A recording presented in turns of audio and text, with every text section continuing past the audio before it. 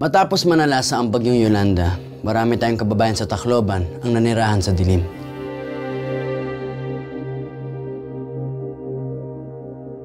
Buti na lang, mas marami tayong naki-good vibes sa Pepsi, ang tumulong sa pamamagitan ng Liter of Light at Night.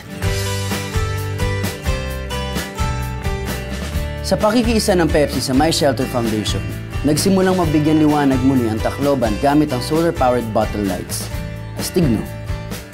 Pagsamasamahin natin ang recycled plastic bottles, solar panels, LED, at syempre pa ang mga naging donasyon ng kababayan natin, ganito ang naging resulta.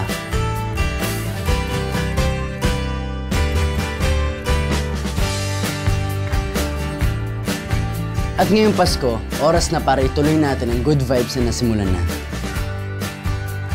Sa dagdag donasyon natin, mas marami pa tayong mabibigyan ng liwanag.